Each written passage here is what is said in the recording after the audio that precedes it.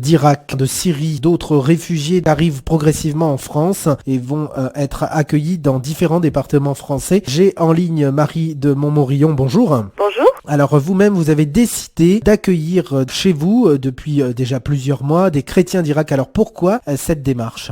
Parce que tout simplement ce sont des frères chrétiens, nous sommes nous-mêmes chrétiens et nous entendions parler déjà depuis plusieurs mois des problèmes terribles qu'ils avaient dans leur pays, des souffrances qu'ils vivaient tous les jours. Et donc, en famille, nous avons cherché comment on pouvait les aider parce que, on envoyait des sous, des choses comme ça, mais on voulait essayer de faire quelque chose d'un peu plus concret. Et nous habitons à la campagne et avons la chance, en fait, on a une grande maison avec une petite maison. Et donc, en famille, on s'est dit, on va réaménager la petite maison et accueillir une famille. Et cette décision, nous l'avons prise au mois d'octobre l'année dernière.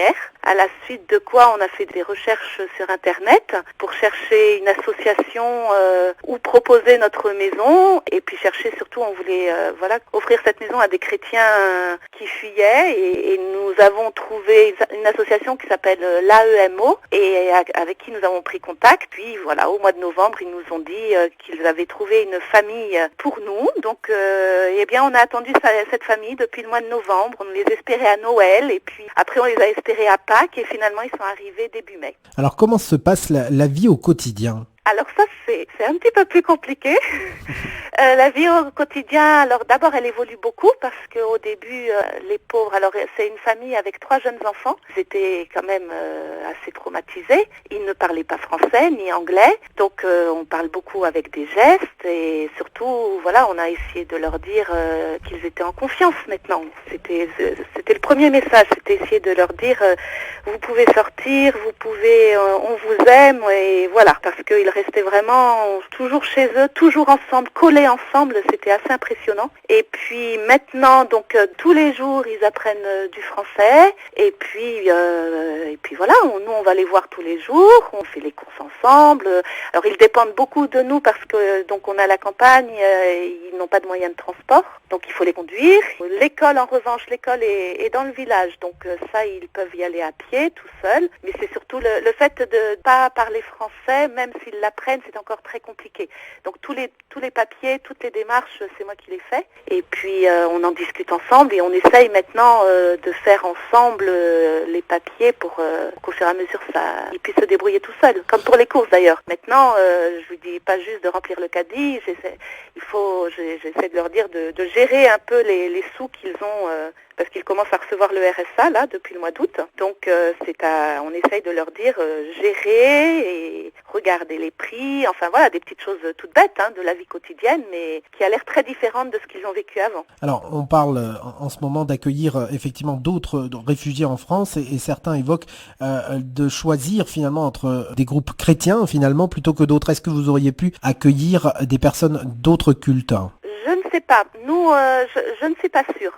Vraiment, on voulait une famille chrétienne. D'abord, heureusement, parce que ça a été notre point commun. Quand on n'a aucune communication, c'est vraiment très compliqué. Au moins, on va à la messe ensemble, on croit en Jésus ensemble. Et puis, nous-mêmes, on est des chrétiens convaincus. Et on a vécu des choses absolument extraordinaires. Ils nous apportent énormément de choses.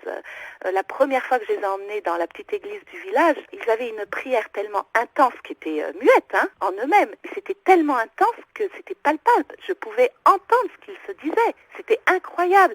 Et toutes ces choses-là, je peux les vivre avec eux parce qu'on a Jésus en commun. Je peux pas dire autrement. Quelle a été la réaction de votre entourage, des habitants du village ? Le maire a été très accueillant tout de suite. Il a trouvé ça très bien. Il nous a même prêté un petit camion de la commune quand j'ai voulu aller chercher des meubles d'ailleurs. Il y a eu des choses, ça a été assez extraordinaire. Quand j'ai mis le curé au courant. Parce que, au début, on a gardé ce projet assez secret, en fait. Secret parce qu'on savait que c'était très long. On n'avait pas besoin d'en parler parce que, il n'y avait rien à dire au départ. Et puis après, l'AMO nous nous avait conseillé d'en discuter avec la paroisse parce que c'était des chrétiens qui arrivaient et qu'il fallait qu'ils soient aussi accueillis par une communauté. Donc après, j'en ai parlé à notre curé qui était même tellement enthousiaste qu'il en a parlé autour de lui avant que nous, on en parle.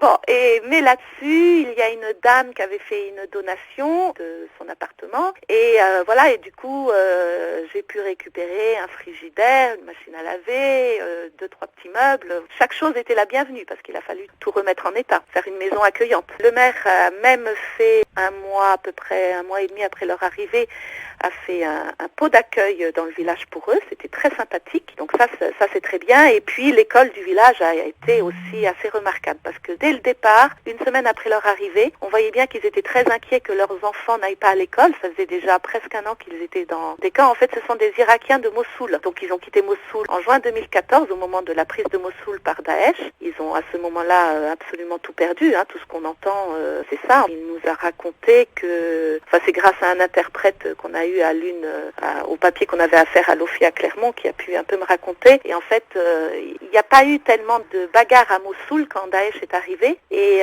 Daesh a pris immédiatement Mossoul, presque sans coup férir. Et il y a eu des mégaphones dans les rues pour dire vous avez 3 choix, soit vous vous convertissez immédiatement, soit vous partez immédiatement, et sinon si on vous retrouve, on vous coupe la tête. Voilà. Donc eux, ils ont l'air d'être assez cossus d'ailleurs. Ils étaient propriétaires, avaient pas mal de choses. Ils ont pris leurs richesses, leurs papiers, leurs enfants bien sûr. Ils ont mis plein de choses dans leur voiture. Ils sont partis, mais à la sortie de Mossoul, il y avait des barrages de Daesh. Et puis là, voilà, il fallait descendre de la voiture, tout laisser tous les bijoux, voilà. Et ils n'ont gardé finalement dans la poche que quelques papiers chrétiens qui attestaient de leur mariage, mais enfin pas de papiers vraiment officiels. Et puis ils ont pris la route pour Erbil, où ils étaient réfugiés dans une église avec beaucoup d'autres. Et ils sont arrivés après le 9 mai en France, donc voilà, presque un an de camp. Eh bien écoutez, merci Marie de Montmorillon pour ce témoignage et donc cet accueil de chrétiens d'Irak au sein de votre famille, notamment donc à vous.